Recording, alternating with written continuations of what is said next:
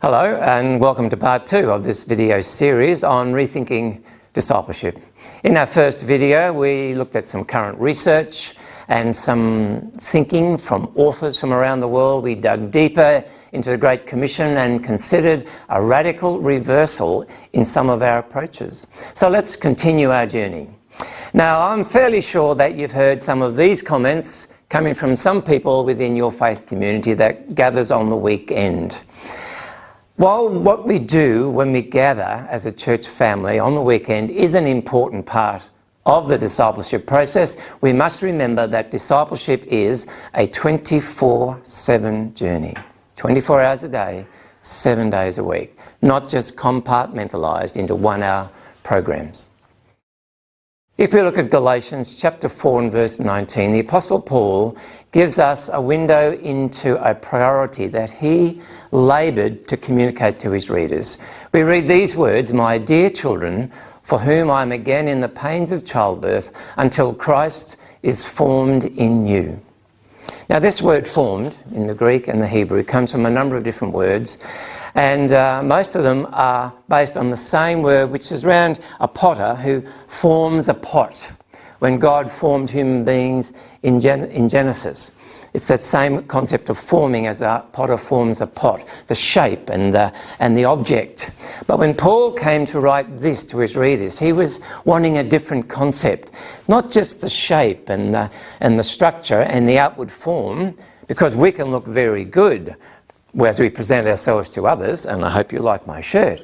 But being a disciple is not about how we look on the outside, it's what's on the inside. And so Paul chose this word, this Greek word, which is the only time it is used in the whole of the New Testament. That's the word I want, Paul says, because that word, morphou, from which we get transformation, is about the substance of Christ. And that's what Paul wanted to see in followers of Jesus. So what can we learn from our biblical traditions and our practices to help us in our rethinking journey? Well, spiritual formation was a high value in God's writing and thinking, and as we read the scriptures.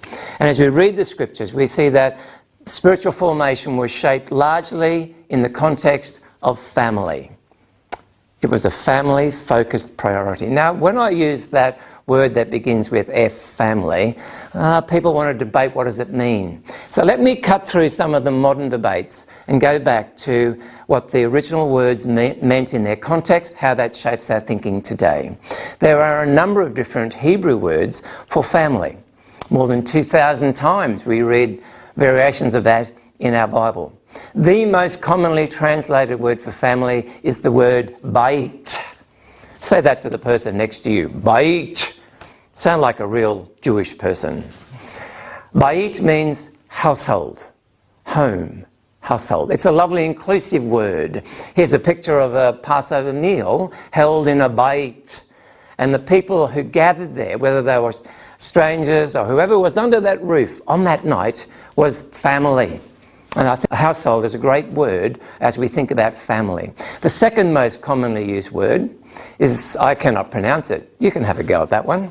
Be careful not to spit on somebody. But it means community. In the Hebrew, that was family.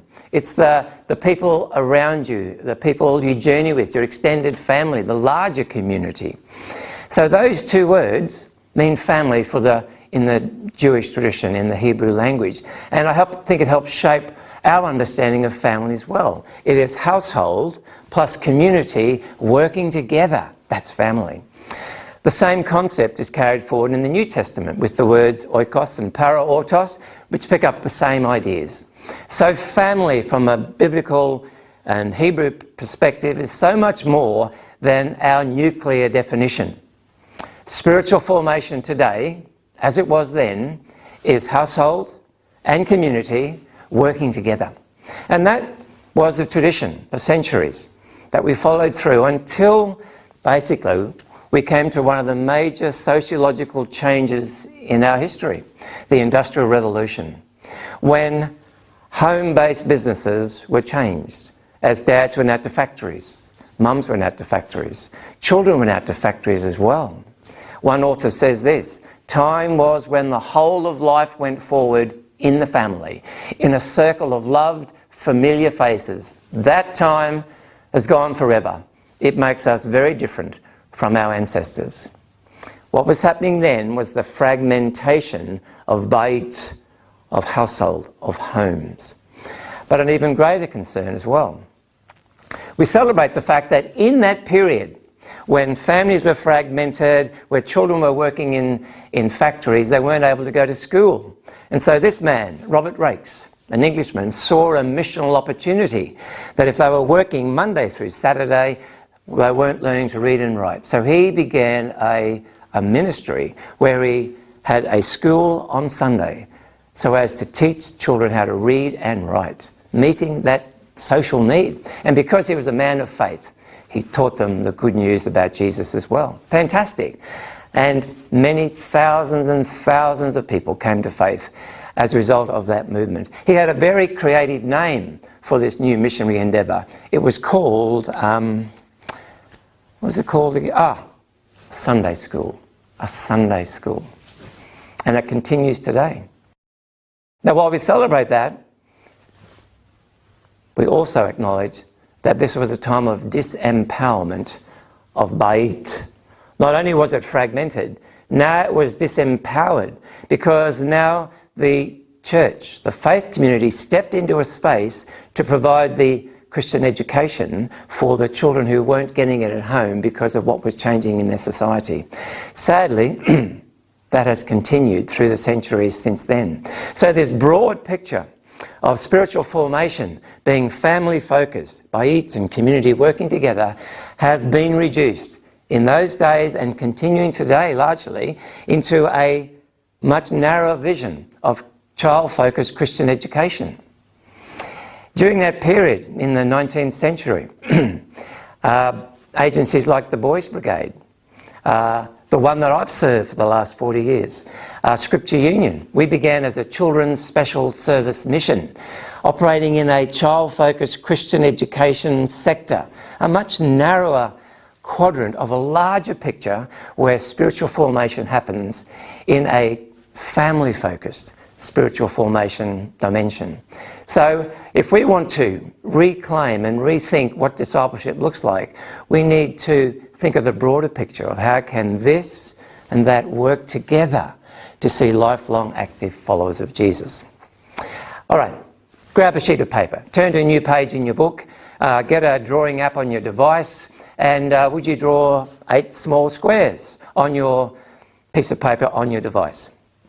Now, keep your arm around so that your neighbour can't see what you're doing.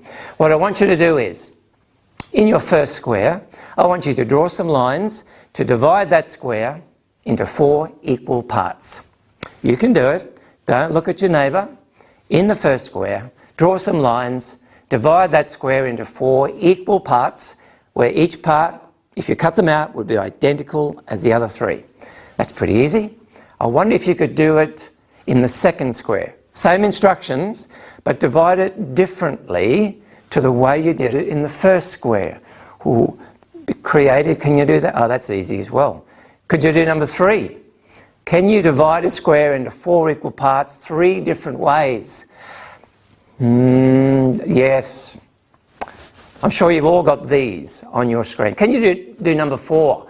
This is a challenge question. Can you divide a square into 4 equal parts a different way, a 4th different way? I can see some of the hands on the chin, some of the smoke coming. How do you do that? How do you do that? And if you've done 4, feeling good about yourself, can you do it a 5th way? I have seen it done.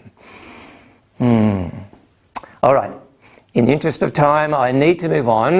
Let me demonstrate what number 4 could look like. Perhaps it could look like this. And you'll go, whoa, you've got some curved lines. I didn't say curved lines. I simply said draw some lines. You could go that way or that way. I wonder why most of you got stuck on 3 or 4. This way, that way, and then I don't know what else to do. How many different ways can you cut a square into 4 equal parts? I reckon about this many ways, and perhaps a few more. All we need is a bit of creativity, thinking differently. So, I think that's a picture of discipleship. How many different ways can you form a disciple? Put them in Sunday school. Enroll them in the kids club. Read the Bible with my family at night. And I've run out of ideas. Before we head towards the beginning of a different approach to discipleship in the next video, take some time to have a conversation around these questions with the people who are with you.